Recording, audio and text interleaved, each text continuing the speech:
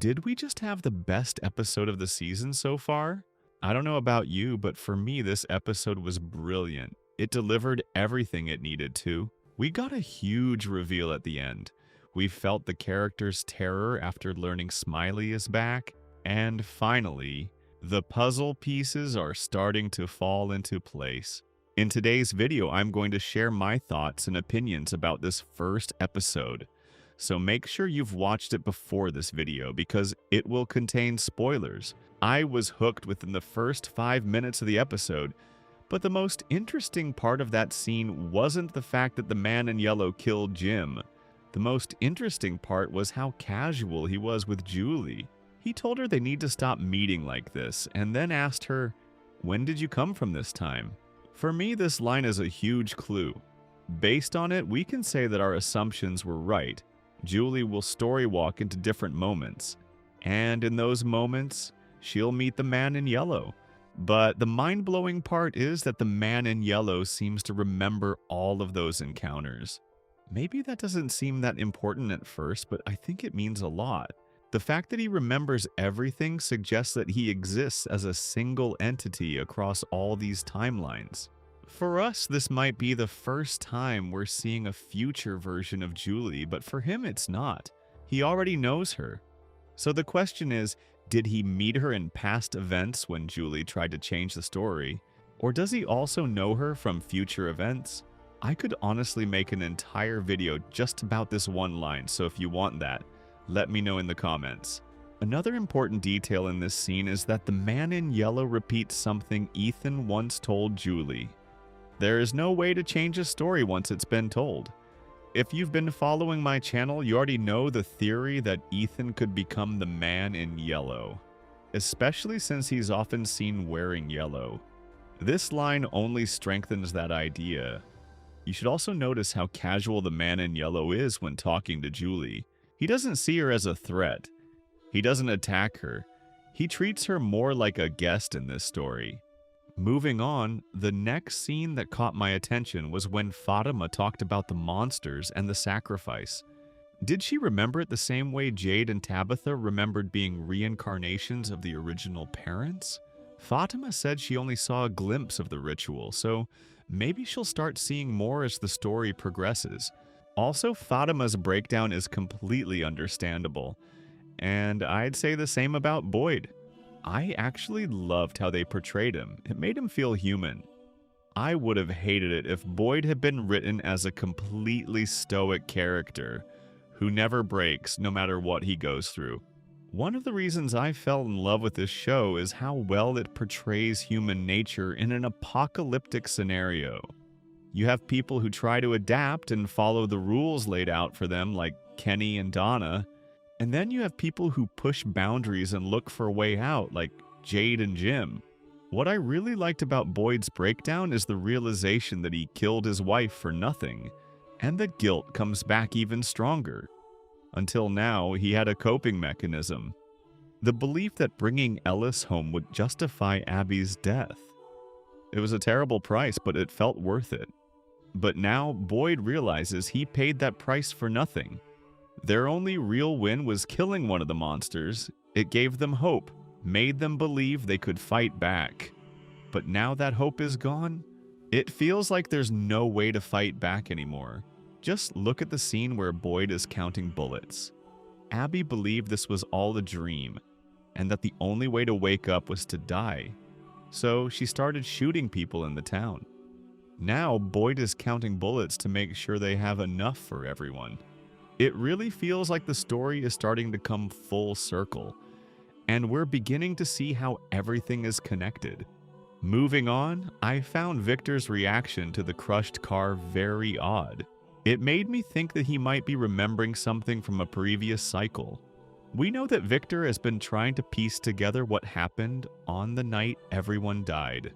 Maybe it all started with a car crash, and this is the moment that triggers his memory.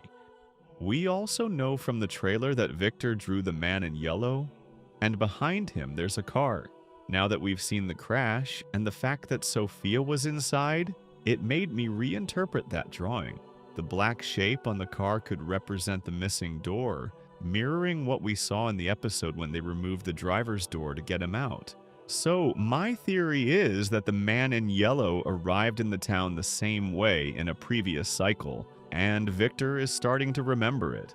It seems like even with a new season, my frustration with certain characters is still just as strong.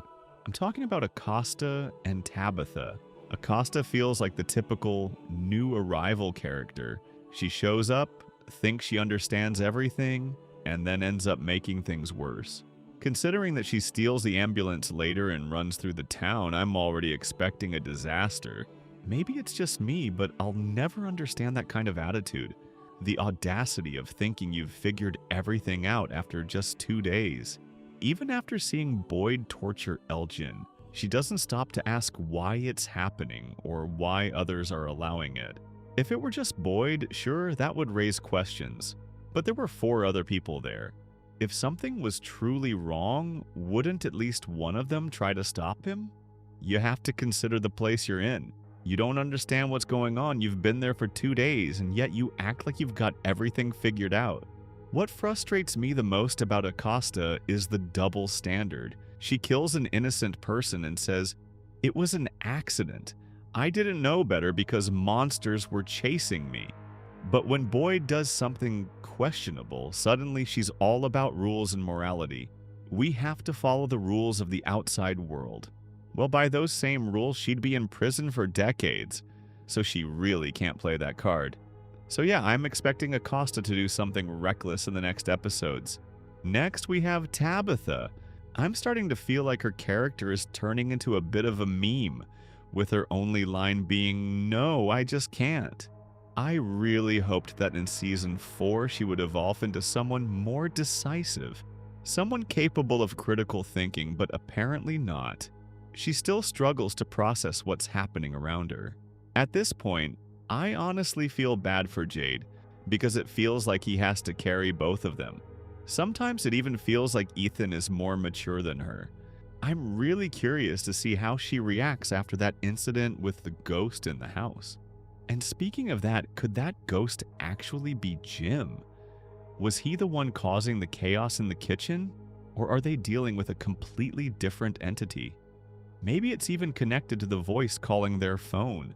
Now for the part everyone's been waiting for, the reveal that Sophia is actually the man in yellow. If you've watched my previous videos, you already know this wasn't a surprise for me. I actually predicted this would happen. What surprised me even more is how early they revealed it. I was expecting the episode to end right when Sophia killed her father, without confirming that she is the man in yellow.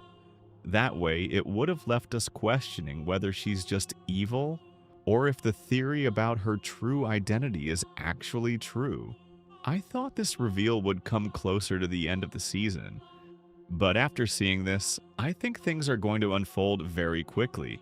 The build-up phase is over, we're in the endgame now, which means we're heading towards some major reveals. Now, one of the man in yellow's most interesting lines is, "This is when they tear themselves apart." And honestly, I can already see that happening. This ties directly into my theory that hope is what's holding everything together in this town, and that the true purpose of this place is to break that hope. And what better way to do that than by making you doubt the people around you? Everyone will start suspecting everyone. Boyd is already losing the respect and credibility people once had in him. Acosta will probably make things worse. Maybe even turn people against Boyd by revealing what he did to Elgin.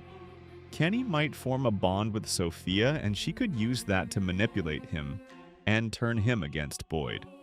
Jade is trying to communicate with Tabitha, but she refuses to listen. As you can see, the relationships between people are already fragile.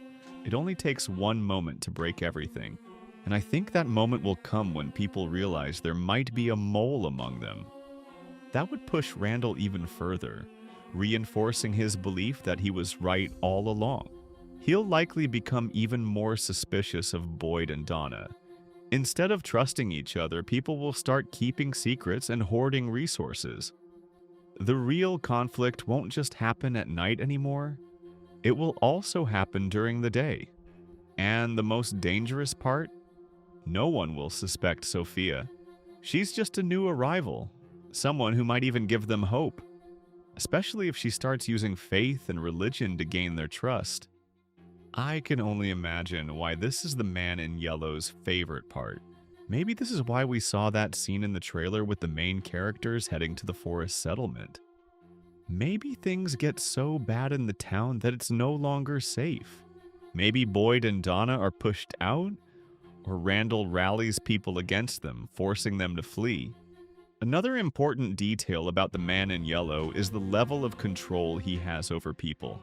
We've seen him induce seizures and wake people up.